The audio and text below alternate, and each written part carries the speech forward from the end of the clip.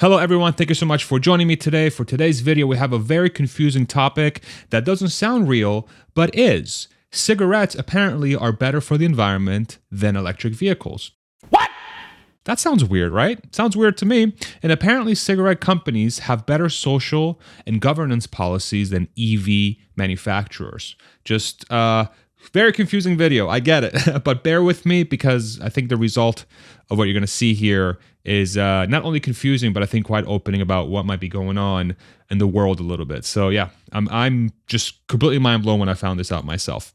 The two things that are linked directly to this are S&P Global and ESG. We'll start with S&P Global and walk you through what that is. If you go to their website, they have these awesome banners, kind of word salad thing. We accelerate progress. Our world is in transition and getting more complex by the day. We push past expected observations and seek out new levels of understanding so that we can help companies, governments, and individuals make an impact on tomorrow. What does that mean? I'm not really sure. I'm not really sure. I dug a little bit further on their website and they had something a little bit more easy to read and understandable. At S&P Global, we focus on powering the markets of the future. Throughout our history, the world's leading organizations have relied on us for the essential intelligence they need to make confident decisions about the road ahead. And still pretty dubious, not really sure what's going on here. So I went to Wikipedia because Wikipedia has all the right answers. Michael Scott knows this from The Office, obviously. So S&P Global, what it is, it's basically a business firm that encapsulates other business firms, but really their core job is to provide financial information and analytics to people to make the right decisions. It is the parent company of S&P Ratings, and S&P Ratings you're probably more familiar with. What S&P Ratings is, they're an American credit rating agency and a division of S&P Global that publishes financial research and analysis on stocks, bonds, and commodities. And S&P is considered the largest of the big three credit rating agencies, which include Moody's and Fitch, which I'm guessing you've probably heard of. S&P, Moody's, Fitch. Basically, what S&P Global is the parent company of S&P Ratings, and S&P Ratings, this company decides how investable an asset is by giving it a credit score or something that says, hey, this is super investable or not very investable. It's like a credit score, but for businesses. Credit Karma, I think your bank app can do that now.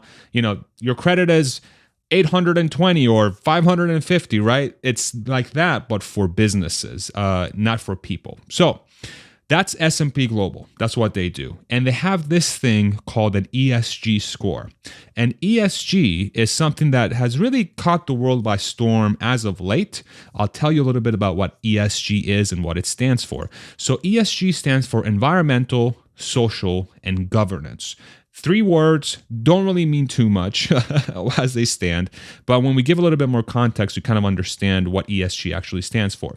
So the E stands for environmental, and this is data that's reported on climate change, greenhouse gas emissions, pollution mitigation, energy efficiency, so on and so forth. Social, which is the S in ESG, that is data that's reported on employee safety and health, working conditions, conflicts and humanitarian crises, equity, inclusion, risk and return assessment through results in enhancing customer satisfaction and employee engagement. Who knows what that means, but it sounds important.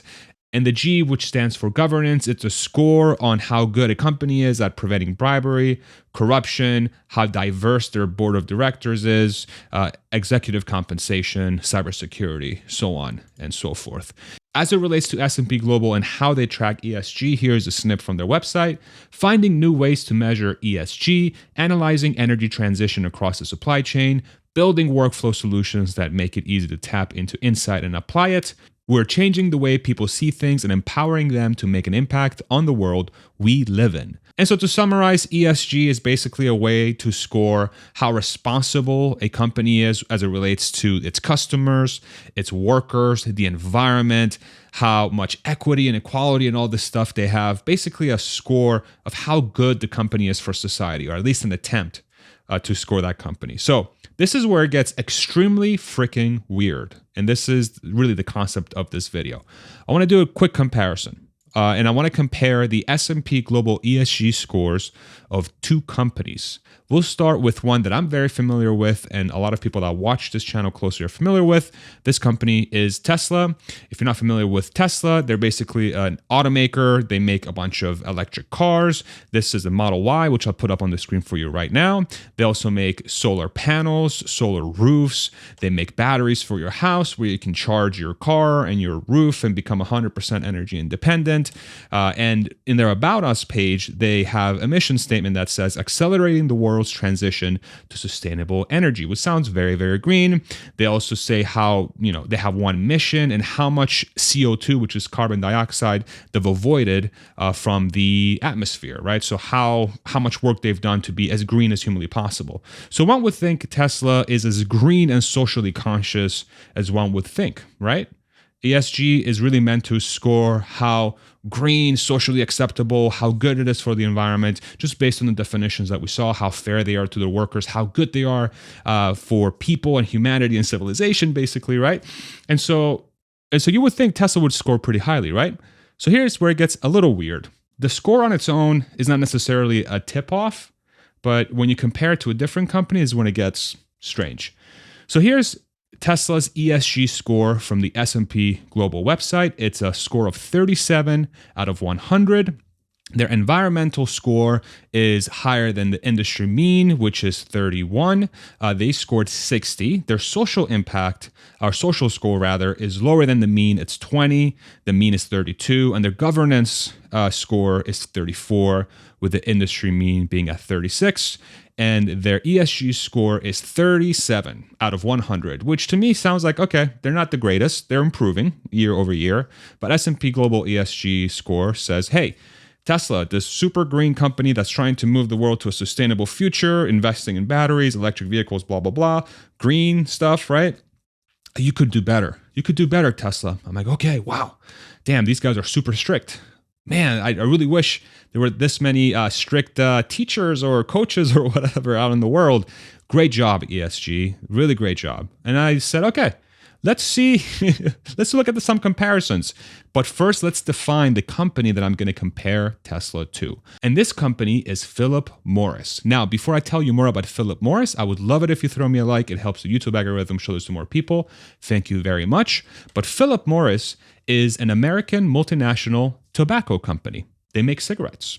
Their most famous product, Marlboro, which I can't even say correctly. And they're one of the big companies that comprise big tobacco, basically a giant cigarette making business. Now, if you're not familiar with cigarettes, which I highly doubt, cigarettes are known as one of the biggest killers in the world. I used to smoke cigarettes. A lot of people that I know used to smoke cigarettes. A lot of people that I know smoke cigarettes. And it seems like everyone is well aware of how bad it is for your health. Cigarette smoking in the United States is the leading cause of preventable death. About 480,000 people die in the United States each year. And here's how big of a killer it is. Smoking causes more deaths each year than the following causes combined: HIV, illegal drug use, alcohol use, motor vehicle injuries, and firearm-related incidents. So it's quite a big, dangerous, not very healthy, very bad thing for people, right? You would think cigarettes and cigarette companies, are kind of crappy when it comes to safeguarding civilization and humanity and the environment, which all of us are a part of, right? So cigarettes are bad for you. Cigarettes, I think we can all agree, are bad for you. We all enjoy them from time to time. Not all of us, but some of us, have a smoke and it feels great. But they're bad for you, and we all use them, I think, knowing that they're not good for us at the very least, right? What do you think their S&P Global ESG score is? Philip Morris, the makers of Marlboro, which I can't even say. What do you think their score is? I'll give you a second. All right? 1 hour later. Okay. Are you ready? You sure? You ready for the score? 84. 84.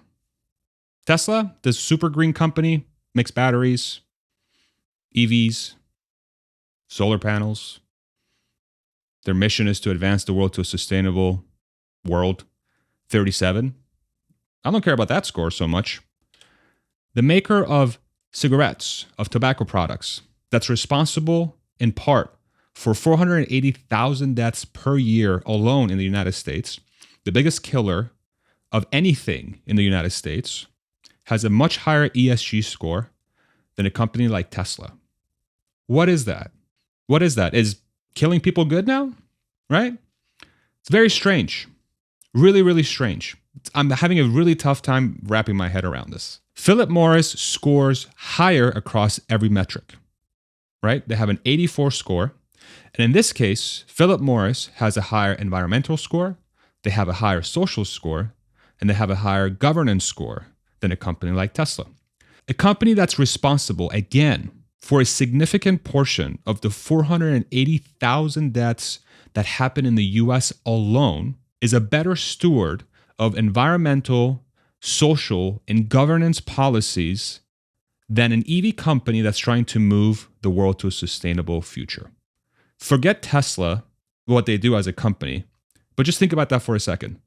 A cigarette maker is a better steward of our wants and needs than an EV manufacturer. Does that sound right to you? Is that something that makes sense to you? Just conceptually, we don't have to be geniuses, right? Does that make sense? Does that make sense? I'm just asking a question. Here's some other weird things. General Motors, a company that makes gas vehicles predominantly, 69. Great number. Everyone loves the number 69. But in this case, a cigarette maker is a better steward of ESG policies than a gas car company. A cigarette maker is a significantly better steward of ESG policies than McDonald's. Everyone loves a Big Mac, right? Philip Morris, better steward. I don't know. Coca-Cola Company, the maker of the delicious, sugary drink that is Coke. 36. Cigarette company, better steward of ESG, of environmental, social, and governance policies. ExxonMobil, petroleum, oil. We all know about oil, right? 32. Philip Morris, the cigarette maker, is a better steward of our environment, of our social policies, and our governance policies than ExxonMobil. I don't even know. I don't know. I don't know. I'm asking a question. I made this video because I'm really confused, okay? What happened? What happened, everybody? What happened? Of course, I say I'm asking a question, but I have my opinions, right? I think I might have an idea of what's going on. And I've been talking to a lot of people on my channel as I've been going on this YouTube journey to really understand many different things. But this one is just, it's really, really confusing. And so when I sat down with David, who's my media guy and my social guy, shout out David, he went into ChatGPT. He went into ChatGPT and asked it a question. Today, a cigarette company was given a higher ESG rating than Tesla. And we were trying to come up with good titles for the YouTube video so that it can be as catchy as possible, but not clickbait, just as catchy as possible. Here was ChatGPT's response.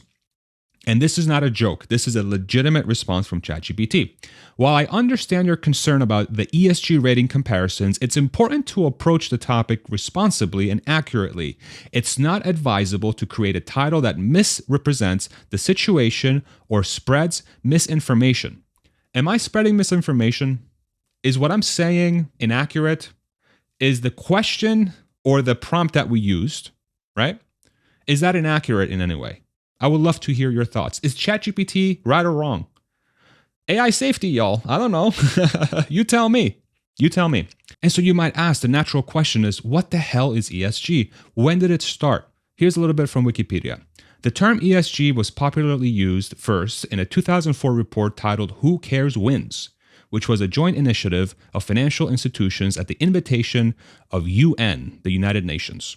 In less than 20 years, the ESG movement has grown from a corporate social responsibility initiative launched by the United Nations into a global phenomenon representing more than $30 trillion in assets under management.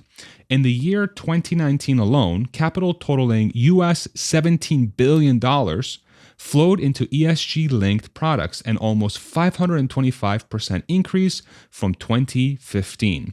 But here's something that's quite important. Critics claim ESG-linked products have not had and are unlikely to have the intended impact of raising the cost of capital for polluting firms and have accused the movement of greenwashing. And so what is greenwashing? Greenwashing is a form of advertising or marketing spin in which green PR and green marketing are deceptively used to persuade the public that an organization's products, aims, and policies are environmentally friendly. Here's what I think is happening. And I've molded this sort of opinion based on many conversations, but really the big one that I've had with the lovely Alexandra Mertz, who's been on my channel multiple times, really opened my eyes to some of the issues in respects to ESG and firms like S&P. It doesn't seem like this is about the environment or social policies or governance to try and make a better world. It seems like this is all about money. This is all about money. S&P Ratings, which is one of the companies that roll up into S&P Global, is directly responsible for the ease of access of capital for businesses. Those ratings that they give out, the investable grades that they give out, makes it easier or harder for a company to have access to loans, to funds, to investments, to people buying their stock, and God knows what other perks they might get from having a good credit score, especially as a business. And as the world transitions more and more to ESG, it seems like those that are willing to play ball around the system, in my opinion, are probably going to get more and more advantages as it relates to their ESG score. And I hate to say it this way, but playing ball in this case, getting on the same page as far as an ESG score goes, where a cigarette maker can have a better score than an EV automaker in this case, to me, it just seems like corruption. It seems like corruption. I could be wrong, right? I don't want to be a conspiracy theorist, y'all, but it seems to me like something really weird is going on to me. And so to end the video, I want to ask a question. I'd love to hear your take in the comment section below so we can all figure out what the hell is going on here. Is ESG a greenwashing scheme? I would love to hear your thoughts. Thank you so much for watching.